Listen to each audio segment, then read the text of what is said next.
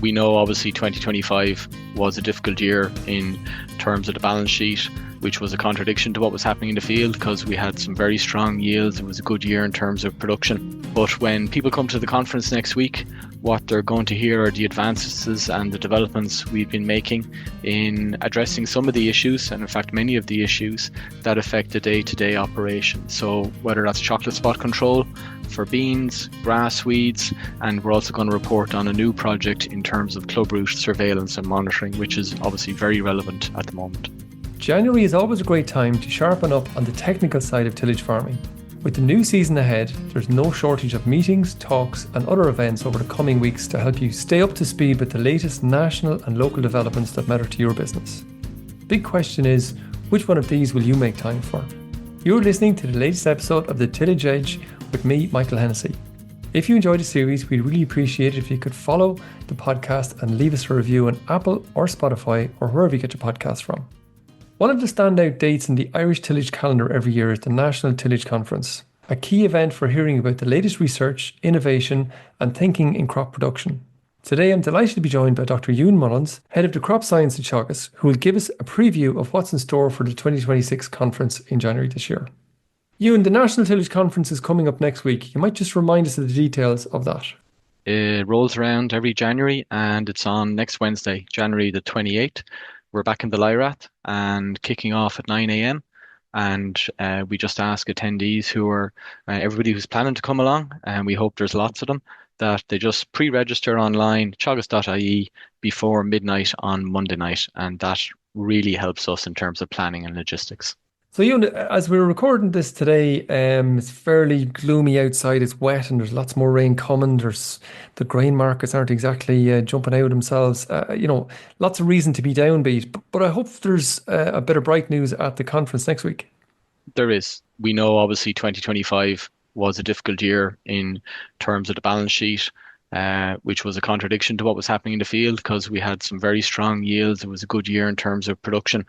But when people come to the conference next week, what they're going to hear are the advances and the developments we've been making in addressing some of the issues, and in fact many of the issues that affect the day-to-day operation. So whether that's chocolate spot control for beans, grass weeds, and we're also going to report on a new project in terms of clubroot surveillance and monitoring, which is obviously very relevant at the moment. Okay, so there's loads of things to come for. You might maybe describe or let us know. You generally have a kind of a main session first thing in the morning kind of thing. What's the main topic of that this year? So the first session is competitiveness and sustainability. So touches on what you just started out the podcast with there in terms of profitability. So look, we have a unique selling point with our tillage sector, and that's our low carbon footprint. And we can compete with that. Now, we know we can produce some of the lowest carbon profile grain in the world. And that's a real plus and a real benefit to the sector. What we have to do now, and we can do this through AgNav, is we can use tools such as AgNav to highlight this to people further down the value chain. So food processors, people who are using Irish grain, and people who aren't using Irish grain who will realize we need to be sourcing Irish grain as a feedstock, and that will have a positive benefit on their carbon footprinting of their production systems. So that first sector is going to highlight that. We have a guest speaker from Wageningen University who is going to touch on the international dynamics of the market, and then Fiona Thorne is going to touch on some of the more recent research tools which she's developing with her team to benchmark competitiveness of the Irish tillage sector. I suppose, look, everybody wants to be benchmarked against their neighbour and maybe benchmark in Ireland against the rest of the world, because I suppose that's where we compete against with certainly the imports of foreign grain coming in here. So look, that's certainly a great start to the conference. I suppose the thing that always strike me about talking to farmers and people in the industry across the country over the year is that they're always impressed by the amount of research that goes on in Oak Park in terms of the research projects that's there. Will they get a chance to hear any of the ongoing research projects there at the conference next week?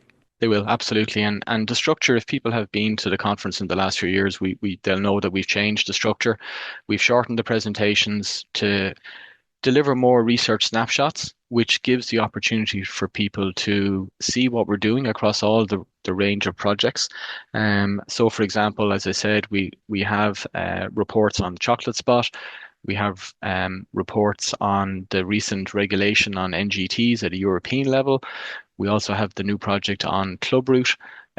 We also have work done by Sinead Dermody on added value potential of rye as a food ingredient. We know across Europe rye is used in many food outlets and processing. So, we grow rye really well here. Richie Hackett has done a huge amount of work on the agronomy of it.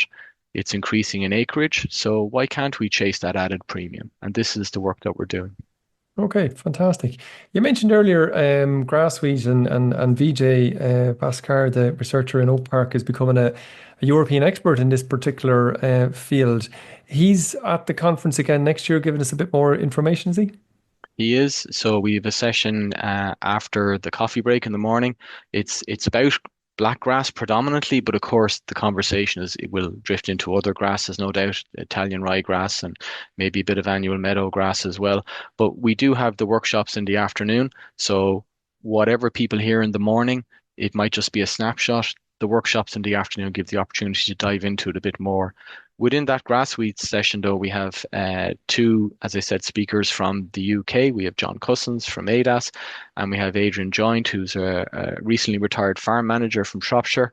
And they really have some unique insight from their side. Because we know, the east side of the UK is probably much further down the road in terms of the dramatic impact grass weeds such as blackgrass has had.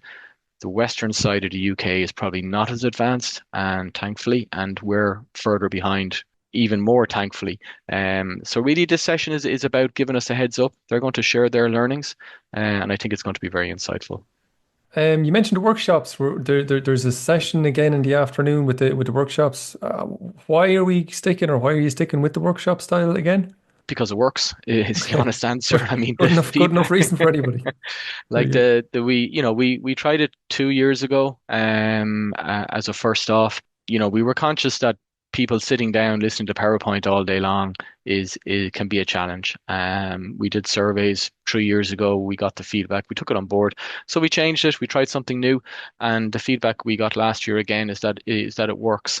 So we have four workshops. We have the probably the most popular one is the disease control decisions one for 2026, and that allows people to ask really, very specific questions to the experts, the advisors, and the researchers that will be on the stage.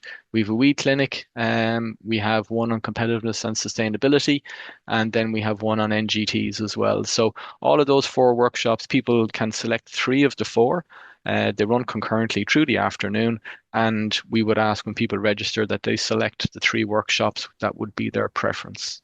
So I guess the great thing about the workshops is they're smaller groups, and perhaps people might feel more comfortable asking questions, like detailed questions to that. Is Exactly. that the real reason why we're doing it? That's exactly it. Exactly it. Look, the morning session is in the main part of the LIRAC Conference Centre. Last year we had just under 500 people attending. Now we give the option to ask questions to the presenters and the panels in the morning through Slido, which can work very well. But some people may not prefer to do that, and they may prefer just to go to a workshop, and then it's more, I suppose, it's smaller, it's more intimate, and it's a real engagement and knowledge transfer. The workshops are all about discussion, and what's really important is that what I really like to hear, like the last 2 years, which was, I think, something to be proud of for the whole of the team in Oak Park, was that people were coming out and saying the workshops worked because they were able to ask questions that were specific to their own farm or their own Yeah. enterprise, and they got answers on the spot. And that's great. So hopefully we can deliver that again next Wednesday. For the workshops, because as you were saying, people attending can do three out of the four. Do they need to pick those three in advance? They do. So when you register at teagasc.ie, it's very straightforward. Put in your details, select whichever of the three workshops would be your preference or priority. And when you arrive in the Lyrat next Wednesday, the 28th, you come in, you collect your registration badge, and there's tea and coffee waiting. You can catch up with colleagues, neighbours, and then we kick off shortly thereafter. So the start time, Ewan, is down for. 9 o'clock, is So it? 9 o'clock registration opens, yeah, and we really want people to be in the door really by 9:15 because we do have a full schedule. The conference itself is starting at 9:30, being opened by Professor Frank O'Mara, Director of Teagasc, but we don't want people coming in late because then they're going to miss out. So this is a change, I think, to other years. Other years it would have been starting closer to 10 o'clock, I think. Yeah, exactly. We've pulled it back a little bit, primarily because there's a lot of things we want to get across, and that's why we've just pulled it back a little bit more. So doors open at 9, kick off at 9:30. So please arrive on time. So for other people listening, is there, I suppose, two things that strike me. One, is there IASIS points available on the day? There are, of course, absolutely. That's very Okay. important. So the registration desk will be there for that for people to sign up. And the second, is it being recorded or broadcast live so people can come in online? No, it's not. It's physical only. And we made that decision 2 years ago as well, just to go with that. And to date, it's worked out well for us. Great. But the great thing about it is that if you tune into the podcast, we'll have some of the topics running here over the next couple of weeks. So Very good. people will still be able to get a little bit of that, all right. Ewan, listen, wishing you huge success with that conference. I know I'll be there, and because I'm doing a bit of a job at it as well, but I'll certainly be there. So You do have a job, yeah. No, so definitely no I'll be free going anyway, lunch. Ewan, in fairness. So look, best of luck with the conference, and we're certainly encouraging everybody to register and come along on the day. Thanks, Ewan. Great, Michael. Thanks a lot. So that's it for this episode, and my thanks to Ewan for joining me on the podcast. And the link for the conference is in the show notes. There are also local tillage seminars across the country over the coming weeks. This includes seminars in Cork and Waterford next week, and Louth, Laois, Meath and Kilkenny on the following week. All of these seminars will cover topics to help farmers which are of particular interest in that part of the country. Full details of all of these events are available on teagasc.ie/events. So finally, if you enjoyed the podcast, then recommend it to a friend or colleague. And as always, rate, review and follow on Apple or Spotify so you never miss an episode. And for more information, go to teagasc.ie. I'm Michael Hennessy. Thanks for listening, and I'll be back next week with more tillage news and advice.